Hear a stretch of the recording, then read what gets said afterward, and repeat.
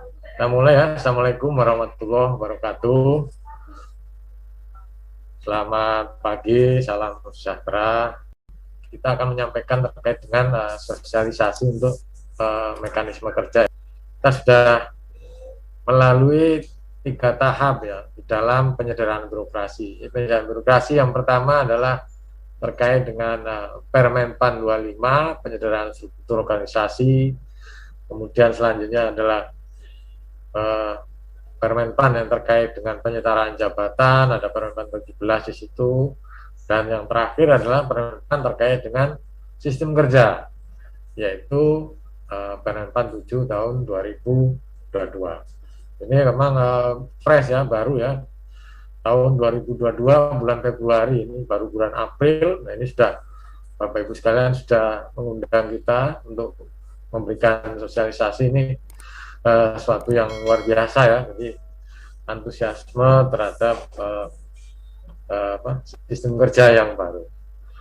Jadi kami juga bersama tim ya, sini ada Pak Priyandoko nanti yang akan share screen ya terkait apa yang akan kami sampaikan di sini. Nanti mungkin setelah kita menjelaskan terkait dengan sistem kerja, nanti bisa kita melakukan diskusi-diskusi ya, karena memang kita juga jalan di beberapa pemerintah provinsi, kemudian pemerintah kota, kabupaten juga ada, dan kemarin bahkan dengan Dagri, Bapak Ibu sekalian, Dagri mempunyai amanat untuk menyusun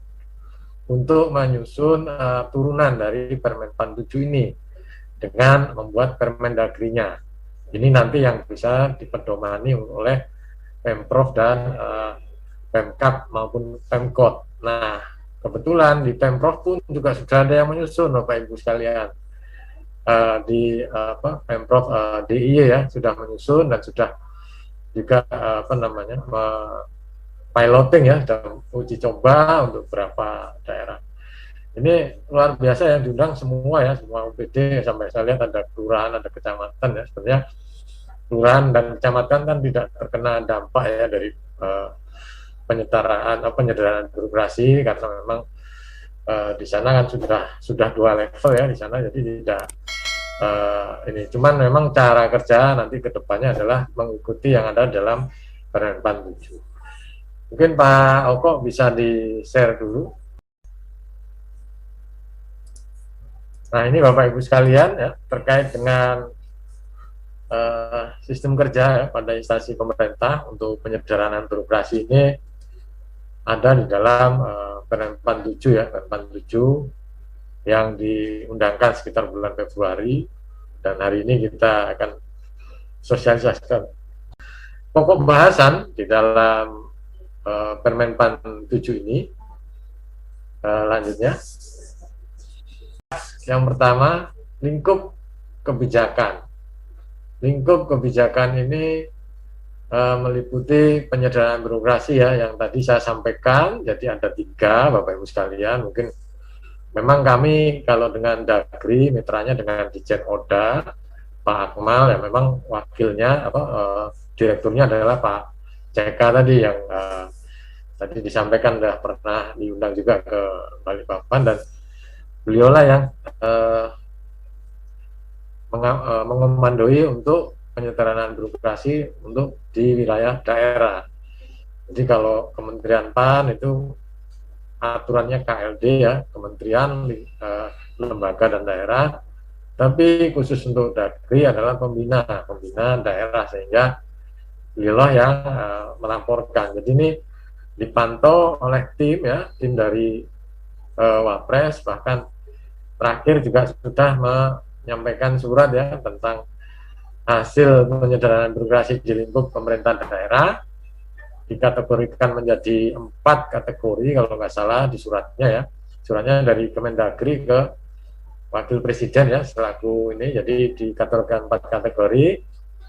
Ada yang pertama ini yang sudah melakukan penyederhanaan birokrasi, penyetaraan jabatan dan sudah 100% melakukan pelantikan, itu kategori 1. Kategori 2-nya sudah penyetaraan jabatan tapi belum 100%, pelantikan untuk kategori 2, yang kategori 3 sampai 4 juga demikian ya. Jadi yang ketiga itu sudah mengajukan tapi belum melakukan pelantikan. Terus ada juga yang keempat, tapi kita juga sudah ada surat Menpannya ya Bapak Ibu sekalian, dan itu untuk yang kota, kabupaten yang agak telat kemarin bisa dikasih waktu sampai bulan Mei ini ya untuk pelantikannya. Kemudian misalnya masih belum cocok itunya ya, javungnya itu bisa ini sampai bulan Desember 2022 bisa disesuaikan, karena memang kemarin yang dilihat hanya kedudukan terakhirnya di mana, sebagai apa di situ baru di. Nah, itu update info ya terkait dengan surat terakhir, laporan terakhir dari Dagri ke Pemda, ke Mapres ya terkait dengan reformasi penyederhanaan birokrasi di pemerintah daerah. Nah, lingkup kebijakan ya, yang pertama ini adalah penyederhanaan struktur Bapak Ibu. Bapak Ibu mesti ingat ya, terkait dengan Permenpan 25. Permenpan 25 kemudian diturunkan ada beberapa model ya, yang untuk daerah ada 4 model. Nah, di situ transformasi organisasinya, penyederhanaan struktur organisasinya terdiri dari 2. Yang pertama, delayering eselonisasi. Delayering eselonisasi ini maksudnya adalah organisasi itu hanya menjadi tinggal 2 level saja.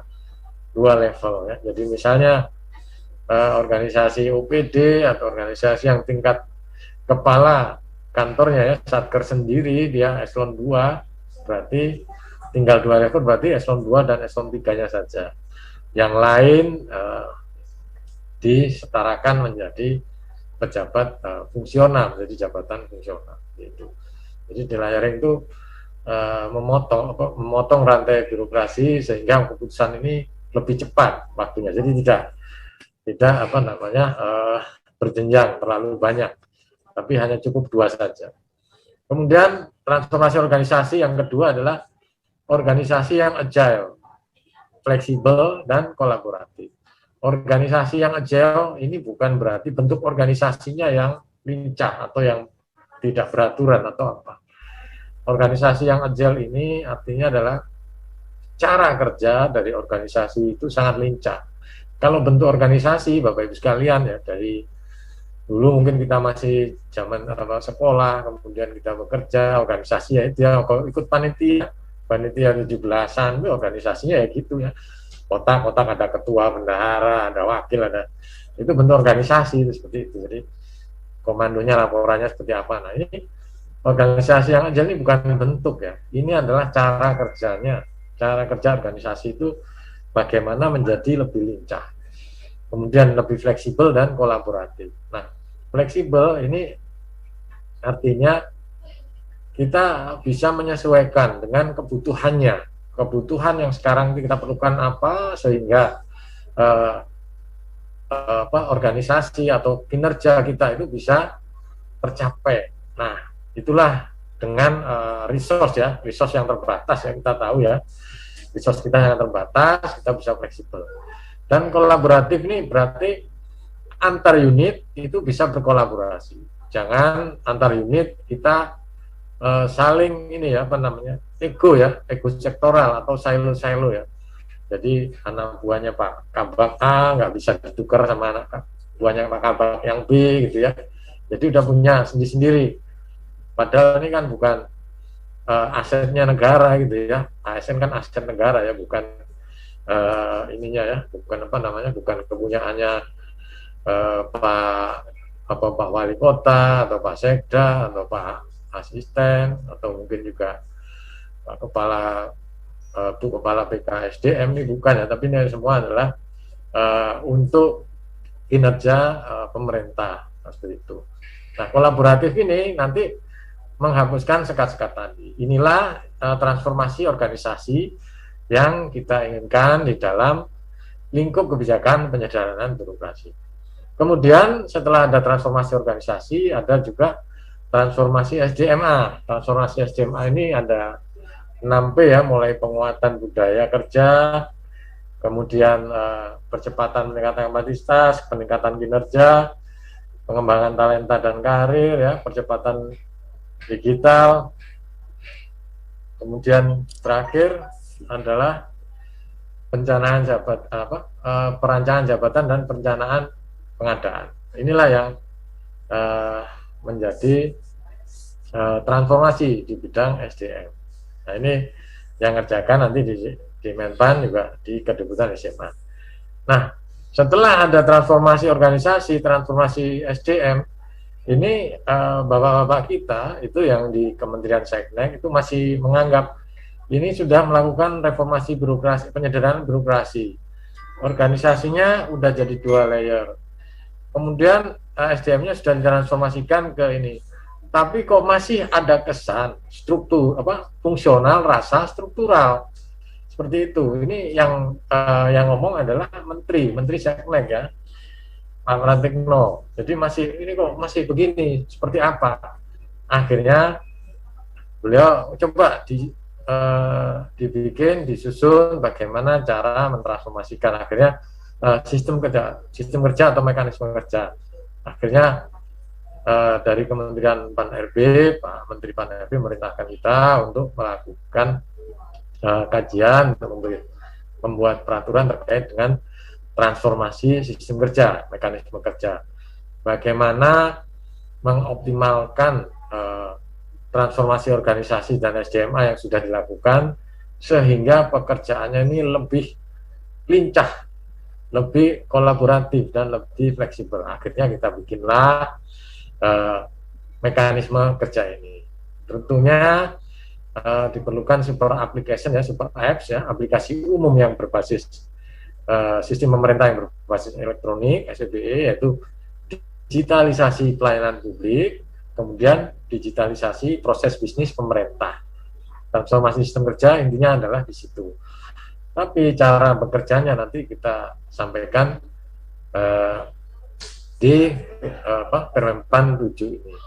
Jadi tata kelola pemerintah yang berbasis digital ini nanti mewujudkan akuntabilitas kinerja dan pengawasan. Dan memang untuk mekanisme kerja ini memang harus 2 pihak, Bapak Ibu sekalian, ya. Sini udah benar, ya, Kota Balikpapan ini. Jadi ini sosialisasi ini bukan hanya untuk pejabat fungsional yang terkena dampak atau ini, terutama selain mindset dari JF sendiri, ini juga mindset dari jabatan pimpinan tinggi pratamanya. Nah, kepala-kepala OPD, kemudian mungkin ini, ya, supaya bahwa memang ini bukan suatu ini adalah perlu mindset yang baru, ya. Jadi mindset yang baru sehingga kita bisa kita harus mengambil peran, ya, di situ supaya kita tidak hanya seperti struktural kemarin, kita hanya melakukan hanya disposisi tapi kita tahu yang ada di bawah kita itu apa saja, kita bagi timnya. Nanti pekerjaannya apa saja, menjadi PIC apa saja itu. Jadi kita langsung membagi ke tim kerja, bukan kita disposisi ke dulu eselon 3, ya, atau nanti kapan yang bagi pekerjaan, tidak, tapi kita nanti yang melakukan ini. Jadi kita harus tahu tim kita dan kita harus tahu. Jadi 2 belah pihak yang dilakukan sosialisasi. Selanjutnya penyederhanaan, lingkup penyederhanaan, jadi kita sudah sampaikan tadi, ya, ada Permen 25 terkait penyederhanaan struktur. Ini berlakunya sampai Juni, ya, 2021, tapi untuk pemerintah daerah ini diperpanjang sampai Desember, ya, kemarin, ya, pelantikannya Desember 2021. Namun demikian, karena memang jumlah daerah ini banyak, ya, sampai 561, ini bisa kita istilahnya kita maklumi, sehingga ada yang telat-telat tuh kita tunggu sampai Mei, ya, ada di dalam surat. Kemudian Permen 17 tahun 2021 itu penyetaraan jabatan administrasi kepada jabatan fungsional. Jadi kalau bicara Permen 17 ini kita juga harus lihat dari Permen 28, ya, dari Permen sebelumnya terkait penyetaraan jabatannya.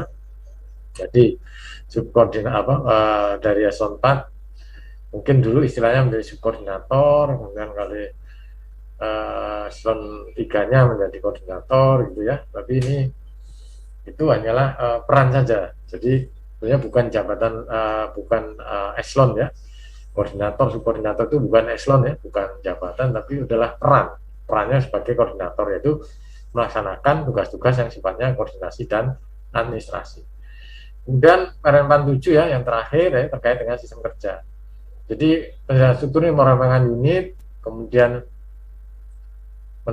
mengurangi tingkatan unit organisasi, kemudian penyetaraan jabatan ini pengangkatan JA, pendapat administrasi, ke dalam JF ya, melalui penyetaraan dan penyesuaian, atau penyesuaian yang ketiga adalah penyesuaian sistem kerja, perbaikan dan pengembangan mekanisme kerja dan proses bisnis dengan memanfaatkan sistem pemerintah yang berbasis elektronik. Inilah 3 hal yang menjadi lingkup. Nah, sekarang transformasi ya, transformasi organisasi itu kita lihat Bapak Ibu ini seperti ini Bapak Ibu ya. Nah, ini kita lihat nih organisasi kita udah sering ini ya, kita ngambil dari McKinsey ya. Jadi bagaimana kita mentransformasikan organisasi yang tradisional ya, yang hierarki tadi ya, yang berjenjang ya. Jadi mulai ada mungkin dari tingkat top management, kemudian ke middle, kemudian low, sampai ke pelaksana. Ini sifatnya semua yang mengambil keputusan, yang memberikan strategi, yang memberi kewenangan, dan yang memberi peraturan yang detail adalah top manajemennya. Ini yang di sini, yang sebelah kiri adalah yang warnanya merah itu ya. Jadi top pimpinan ada yang warna merah, baik di kiri maupun kanan. Itulah yang memberikan strategi, memberikan keputusan, memberikan kewenangan. Nah, di sini kita lihat, nah ini bentuknya seperti ini ya, seperti bentuk organisasi ya, yang lama ya, seperti itu. Kemudian di sini ada kelihatan kalau ada silo-silo work, jadi ada pekerjaan-pekerjaan yang sifatnya terkotak-kotak. Jadi di antar bagian, antar subbagian ya, kalau dulu itu tidak bisa dipertukarkan ya, kalau sudah ini ya udah ini. Tapi nanti dengan organisasi yang agile itu tidak seperti itu. Dia bisa bekerja di mana saja di dalam satu bagian itu. Bahkan antar kementerian pun juga sudah kita atur di sini. Tapi kalau daerah kan enggak ya. Ini masih mungkin antar bagian saja. Karena resource-nya terbatas. Cuma orang yang ahli, yang punya kemampuan, keahlian dan kompetensi, keterampilan itu terbatas. Sedangkan ini kan banyak, jadi dia perlu untuk menjadi anggota tim-tim tersebut. Dan kebalikannya juga gitu. Jadi setelah diberi keputusan, diberi strategi kewenangan ke bawah, dari bawah ke atas memberikan laporan. Laporannya juga berbeda. Nah, organisasi yang tradisional tadi akan kita ubah menjadi organisasi yang agile, yang sebelah kanan. Ya. Jadi organisasi yang agile itu organisasi yang fokus pada aksi, kemudian perubahannya cepat, sumber dayanya fleksibel, kerja tim yang bertanggung jawab pada hasil, dan kepemimpinannya ini mampu mengarahkan dan menggerakkan. Jadi bentuknya udah seperti bulatan ini Bapak Ibu ya. Dari tengah adalah pemimpinnya, tadi yang merah sebelah kanan kiri itu, dari tengah masing-masing ini sudah terdiri dari mungkin tingkat eselon 2-nya ya ini ya. Kemudian warna-warna itu menunjukkan jenis jabatan fungsionalnya, ada yang merah, ada yang coklat, ada yang biru ya. Nah, itu menunjukkan jenis jabatannya. Jadi bisa dalam satu unit itu terdiri dari beberapa javung ya. Jadi tidak harus, mungkin memang kalau mungkin core-nya yang lebih banyak di SDM, analis kepegawaian, tapi untuk melakukan kebijakan di bidang SDM dia perlu analis kebijakan. Jadi seperti itu. Ini yang mix-nya di situ. Jadi hanya tidak hanya satu bagian saja, tapi bisa lintas. Inilah yang disebut dengan organisasi yang agile. Intinya adalah organisasi yang agile itu di mana ada masalah, di mana ada target kinerja, semua berkonsentrasi untuk menyelesaikan masalah tersebut.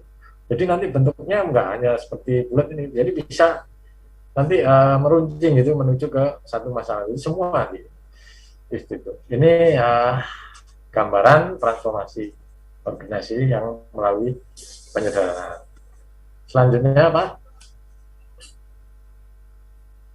Transformasi sistem kerja untuk penyederhanaan birokrasi ini kita ambil contoh ya pada saat kita menyusun Permen PAN 7 ya terkait dengan mekanisme kerja, cara kerja. Kita juga berkolaborasi dengan kedeputian lain, yaitu kedeputian SDMA dengan banyak sebelumnya kami di kedeputian kelembagaan tata laksana. Dari kedeputian SDMA kita minta ya, kalau kita sudah mengatur cara kerjanya, tolong diantisipasi bagaimana cara menilai kinerjanya. Makanya dalam menyusun Permen PAN 7 ini, kita bekerja sama dengan SDMA. Nah ini contohnya sini. Kementerian A, misalnya Kementerian Menpan RB, berkolaborasi antara level 1 ini, eselon 1 Kementerian Kelembagaan dan Tata Laksana, level 1 yang satu lagi adalah kedeputian SDMA, sumber daya manusia aparatur. Ini melakukan kolaborasi. Hasilnya menghasilkan 2 Permen PAN ya. 1 Permen PAN terkait cara kerja, mekanisme kerja, sistem kerja. Yang kedua, Permen PAN terkait penilaian kinerjanya. Nah, penilaian kinerja ini contohnya ada di dalam Permen PAN 6. Nanti Bapak Ibu sekalian bisa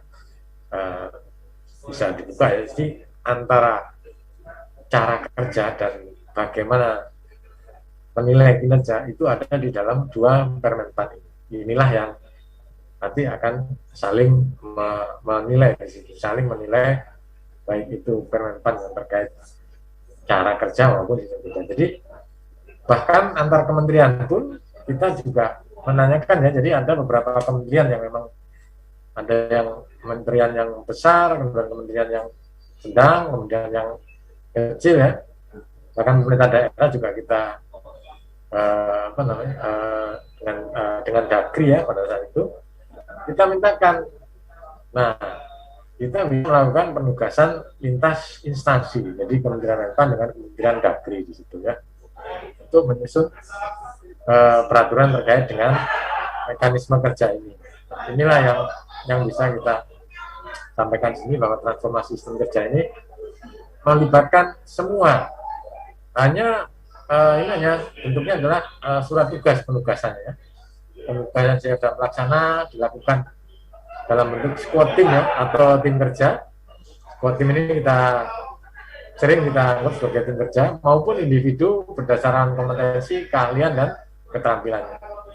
Dan pelaksanaan tugas tetap memperhatikan akuntabilitas dan kinerja organisasi. Gitu. Dukungan tata kelola pemerintahan berbasis ekonomi dan menghasilkan keputusan-kebijakan yang lebih cepat dan efektif. Inilah cara-cara transformasi untuk penyederhanaan birokrasi. Jadi kalau Bapak Ibu sekalian antar kementerian, ada panitia antar kementerian, selama ini kan tercatat ya di timnya, tapi cara menilai kinerjanya itu kita belum sampai situ. Nah, ini mungkin Bapak Ibu ya terkait dengan transformasi sistem kerja. Kemudian ada beberapa istilah ya, konsep mekanisme kerja. Ini ada istilah yang pertama adalah terkait dengan apa aja disebut dengan PPK ya, pejabat penilai kinerja ya, bukan pejabat pembina kepegawaian ya, tapi ini pejabat penilai kerja. Kemudian itu adalah atasan langsung ya dari JF dan pelaksana. Kemudian pimpinan unit organisasi itu bisa PPT Madya, Pratama, administrator, pengawas, dan pejabat fungsional yang diangkat untuk memimpin satu unit organisasi.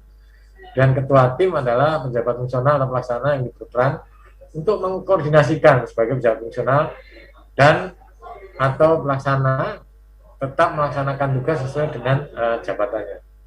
JF dan pelaksana dapat secara individu bekerja sebagai tim dan sesuai dengan peran yang diberikan.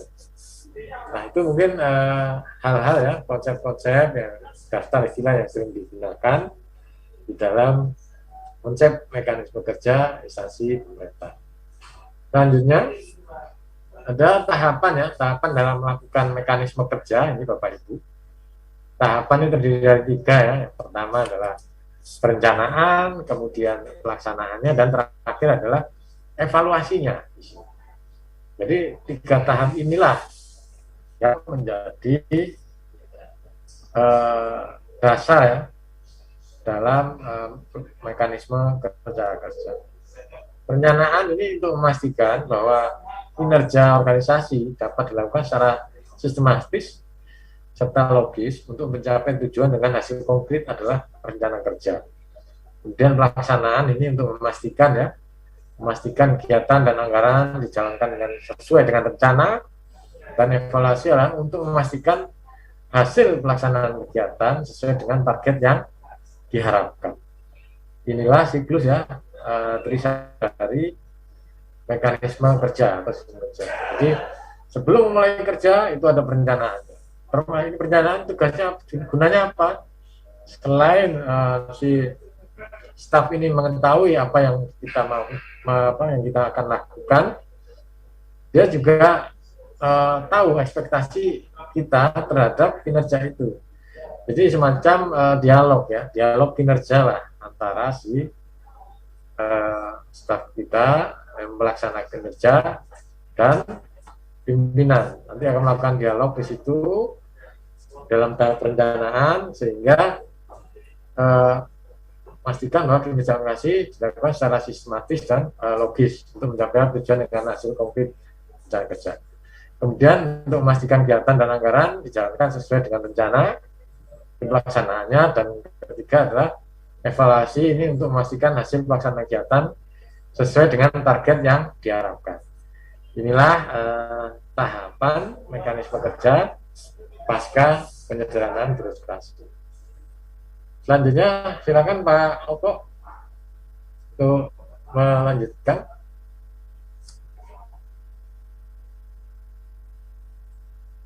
Ya, izin Pak Denny. Sebentar, Bapak Ibu, saya pindah ruangan sebentar.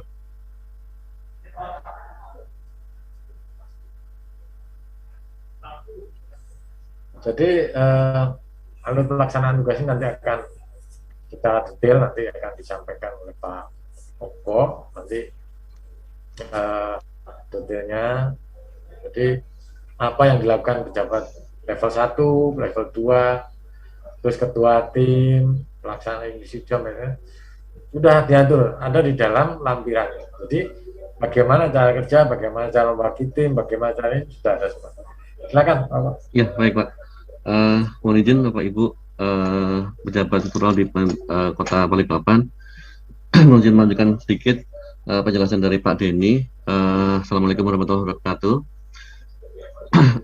Sebagaimana yang tadi dijelaskan bahwa sebenarnya inti dari Permen 7 itu ada di sini Bapak Ibu, tentang bagaimana cara melaksanakan tugas setelah Bapak Ibu melakukan penyederhanaan birokrasi seperti itu.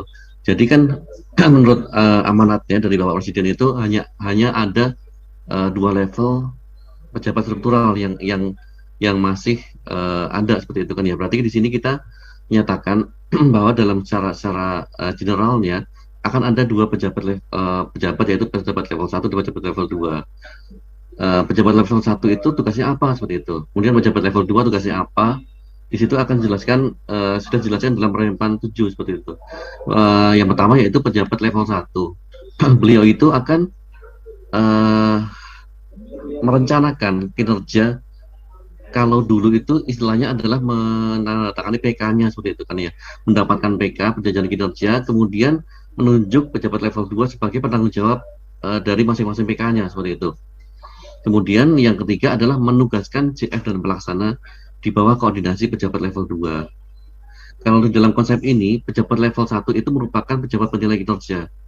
Kalau pejabat level 2 itu dalam konsep ini adalah merupakan pimpinan unit organisasi seperti itu. Kemudian kita menginjak yang pejabat level 2 sebagai pimpinan unit organisasi. Beliau itu akan bertugas seperti apa seperti itu kan ya. Di sini jelas. Nah di sini pejabat level 2 sebagai pimpinan unit organisasi itu berperan seperti halnya manajer seperti itu Bapak Ibu. Beliau itu akan menentukan apakah pekerjaan itu dilakukan dalam bentuk tim atau dalam bentuk individu. Nanti kan setelah ada GF yang ditugaskan di bawah pejabat level 2 itu, berarti kan pejabat level 2 sudah mempunyai tim ya, tim besar seperti itu. Misalnya tim besar itu terdiri dari 50 orang GF seperti itu. Maka dan pejabat level 2 itu sudah memiliki misalnya 10 PK, jajaran kinerja. Berarti nanti di pejabat level 2 itu akan membagi tim-tim itu dan menentukan apakah di tiap-tiap PK itu dikerjakan oleh tim atau individu seperti itu. Kemudian bila mana individu maka akan ditentukan apabila dalam bentuk tim maka akan ditentukan apakah tim itu memerlukan ketua tim atau tidak seperti itu Bapak Ibu. Kemudian pejabat level 2 sebagai pimpinan unit organisasi juga akan menentukan apakah diperlukan pejabat fungsional yang lintas unit. Misalnya misalnya BKP SDM memerlukan membuat suatu kebijakan yang terkait dengan pekerjaan umum seperti itu, dinas pekerjaan umum. Berarti nanti BKP SDM itu mungkin akan memerlukan suatu JF, seseorang JF atau beberapa orang JF yang expert, yang mempunyai keahlian di bidang pekerjaan umum, di bidang tentang transportasi, misalnya tentang jalan atau tentang yang lainnya seperti itu Bapak Ibu. Jadi mungkin nanti pejabat level 2 itu akan menentukan, berarti untuk mengerjakan PK ini saya harus memerlukan bantuan dari seorang JF yang expert di bidang transportasi seperti itu, yang notabene tidak ada di dalam JF-nya dia. Berarti harus ada bantuan dari dinas pekerjaan umum untuk diperbantukan seorang JF atau beberapa orang JF di dalam timnya seperti itu. Nanti kalau misalnya seperti itu maka akan ada lagi proses yang mana adalah proses pelibatan JF seperti itu Bapak Ibu. Kemudian yang berikutnya kita sudah masuk ke dalam tahapan yang kedua, yaitu tahapan pelaksanaan. Di dalam tahapan pelaksanaan itu Bapak Ibu akan dilakukan pelaksanaan. Bapak Ibu mohon kita fokus ya, diperhatikan. Ilmunya bagus banget ini. Terima kasih atas perhatian. Lanjut Mas. Ya baik Ibu. Tahap pelaksanaan itu artinya berarti tim atau individu itu yang isinya adalah JF dan melaksana, dia akan melaksanakan pekerjaannya sesuai dengan arahan dan tugas dari pejabat level 2 sebagai pimpinan unit organisasinya Bapak Ibu. Di dalam tim atau individu itu JF dan pelaksana itu akan menyusun rincian pelaksanaan kegiatannya. Kemudian ketua tim akan membagi peran seperti itu. Kemudian melaksanakan kegiatan dan terakhirnya adalah menyampaikan hasil pelaksanaan kegiatan bila mana pekerjaan itu sudah selesai seperti itu Bapak Ibu. Kemudian setelah selesai maka apa yang dilakukan? Maka harus ada pelaporan. Pelaporan itu akan masuk ke dalam tahapan yang ketiga, yaitu tahapan evaluasi. Nah di sini tahapan evaluasi. Dalam tahapan evaluasi itu maka pejabat level 2 akan mereview pekerjaan yang telah dilakukan oleh JF dan pelaksana dalam bentuk tim maupun dalam bentuk individu. Bila mana setuju, bila mana sudah sesuai dengan ekspektasinya, maka dinaikkan lagi ke dalam kepada pejabat level 1. Pejabat level 1 itu akan mereview juga. Bila mana sudah sesuai dengan ekspektasinya, maka pekerjaan atau kinerja dinyatakan selesai seperti itu Bapak Ibu. Jadi kalau analoginya seperti ini boleh kita jelaskan Bapak Ibu. Pejabat level 1 itu sebagai orang tua dari JF. Seperti itu kan ya. Kalau pejabat level 2 itu sebagai manajernya seperti itu Bapak Ibu. Jadi artinya pejabat level 1 itu artinya berarti JF itu selalu berada di dalam rumah yang isinya itu adalah orang tuanya, yaitu adalah pejabat level 1, yaitu dinamakan kalau dalam penerapan 7 ini adalah pejabat penilai kinerja seperti itu kan ya. Tetapi pekerjaannya bisa di mana saja.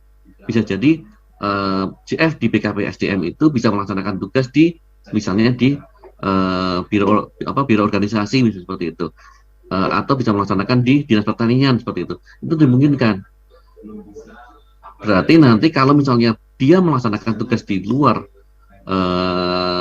di luar unitnya, berarti otomatis pejabat level 2-nya itu atau pimpinan unit organisasinya itu adalah kepala dinas yang pada saat JF itu melaksanakan tugasnya seperti itu. Misalnya misalnya saya di Deputi Kelembagaan Tata Laksana seperti itu kan ya. Pejabat level satunya adalah Pak Denny seperti itu sebagai pejabat penilai kinerja saya. Tapi saya bisa mengerjakan tugas di Deputi SDMA bila mana memang diizinkan ya Bapak Ibu ya. Berarti Deputi SDMA atau salah satu asdep di Deputi SDMA itu merupakan pejabat level 2 saya dalam hal pekerjaan tertentu seperti itu kan ya. Kan dalam 1 tahun itu saya tidak hanya mengerjakan satu pekerjaan. Dalam satu pekerjaan itu misalnya saya berhubungan dengan Deputi SDMA, berarti Deputi SDMA itu merupakan pimpinan unit organisasi saya. Kemudian saya juga bisa melaksanakan pekerjaan di tempat lain. Berarti nanti pimpinan di tempat lain itu sebagai pejabat penilai kinerja saya juga seperti itu Bapak Ibu. Tetapi siapa yang menilai? Yang menilai tetap Pak Denny selaku pejabat penilai kinerja saya seperti itu, selaku orang tua saya seperti itu Bapak Ibu. Sebenarnya inti dari Permen 7 itu di sini Bapak Ibu. Bagaimana cara melaksanakan tugasnya setelah dilakukan penyederhanaan birokrasi. Kemudian yang berikutnya adalah di sini. Bila mana sudah dilakukan penyederhanaan birokrasi, maka ada beberapa implikasi yang Bapak Ibu juga harus sesuaikan. Yang pertama adalah tentang kedudukannya. Pola kedudukannya seperti apa? Kedudukan CR dan pelaksana itu seperti apa? Seperti itu ketika sudah dilakukan penyederhanaan birokrasi. Kemudian bagaimana pola penugasannya? Kemudian bagaimana pertanggungjawaban pelaksanaan tugasnya? Seperti itu. Kemudian tentang pengelolaan kinerja dan pelaksanaan TIK. Dua hal yang terakhir ini kita tidak menyatakan secara detail di dalam Permen 7 karena sudah ada peraturan lain yang lebih teknis. Kalau pengelolaan kinerja, Bapak Ibu mungkin sudah mengetahui ada Permen 6 tahun 2022. Kalau penguatan TIK mungkin akan ada peraturan tentang SPBE seperti itu. Kita tidak mengatur detail karena sudah ada peraturan lebih teknisnya seperti itu. Kita hanya mengatur secara detail ada 3, yaitu kedudukan, penugasan, dan pertanggungjawabannya seperti apa, seperti itu Bapak Ibu. Kemudian kita masuk ke dalam pola kedudukannya.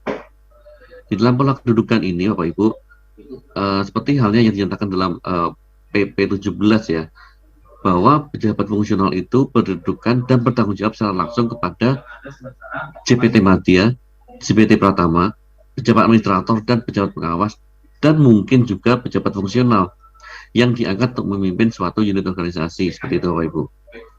Kemudian penentuan kedudukan dan tanggung jawabnya itu disesuaikan dengan struktur organisasi pada masing-masing instansi. Kemudian penempatan jabatan fungsional ditetapkan dengan surat keputusan seperti itu. Ilustrasinya Bapak Ibu bisa melihat yang di sebelah kanan.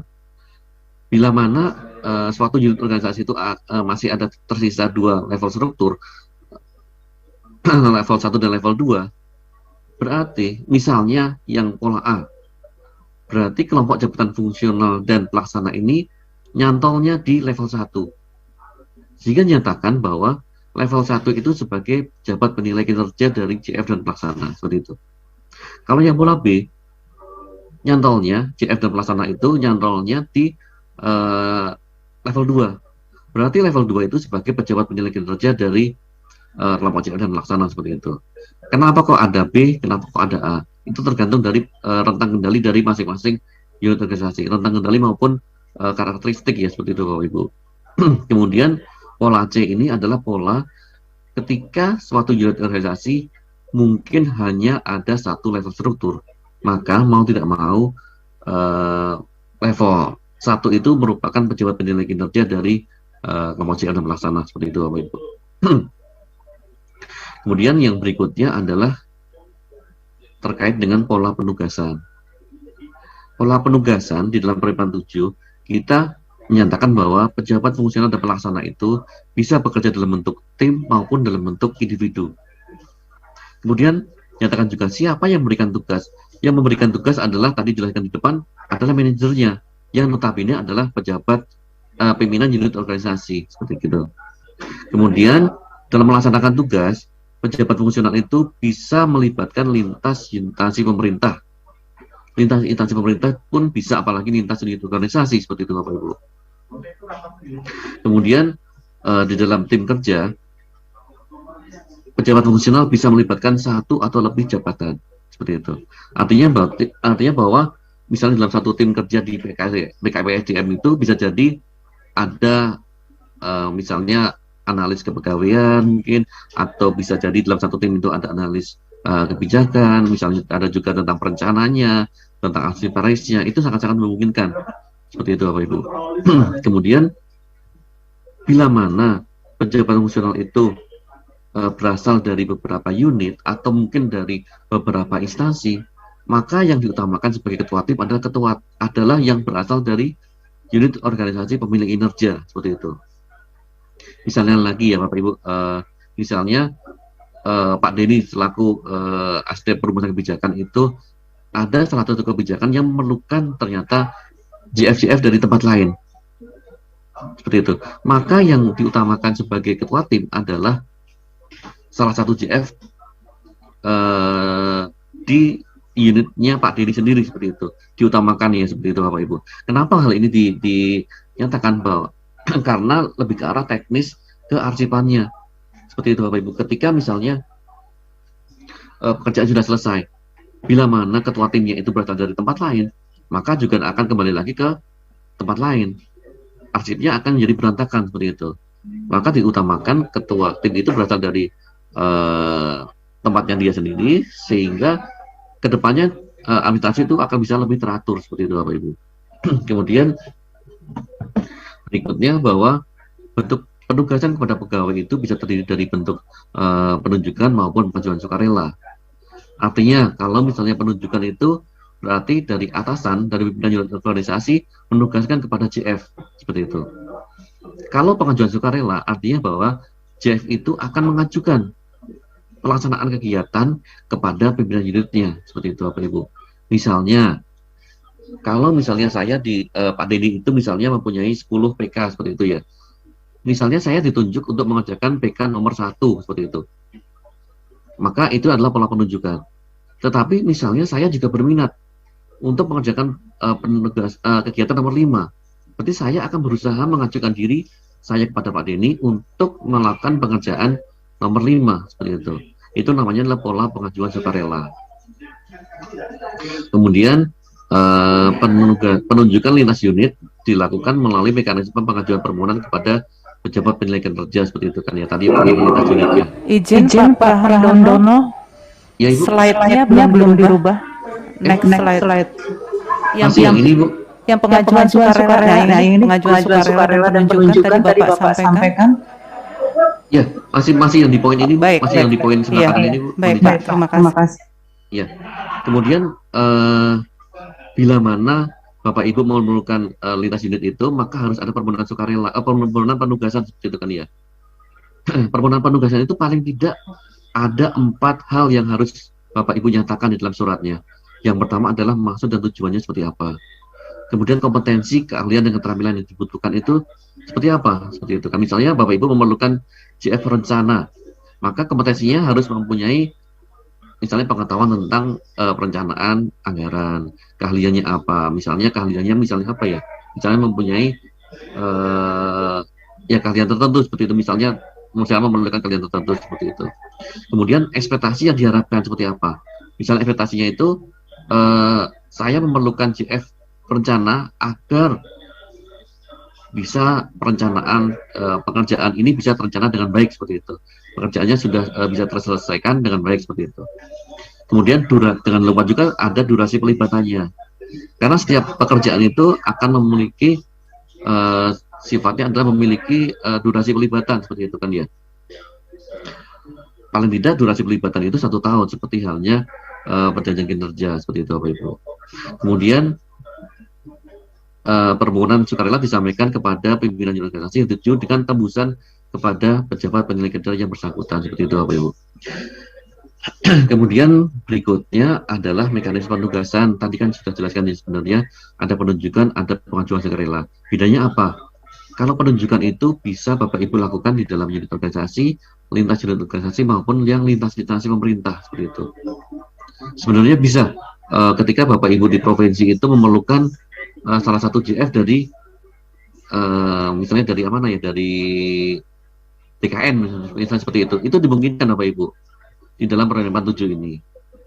Kemudian tetapi yang pengajuan sukarela kita belum memungkinkan yang lintas instansi, hanya di dalam unit organisasi maupun yang lintas unit organisasi seperti itu. Hanya terbatas misalnya di provinsi, ya terbatas di dalam provinsinya itu seperti itu kan ya. Mungkin itu perbedaan antara penunjukan dan pengajuan sukarela. Kemudian berikutnya adalah tentang pola pertanggungjawabannya.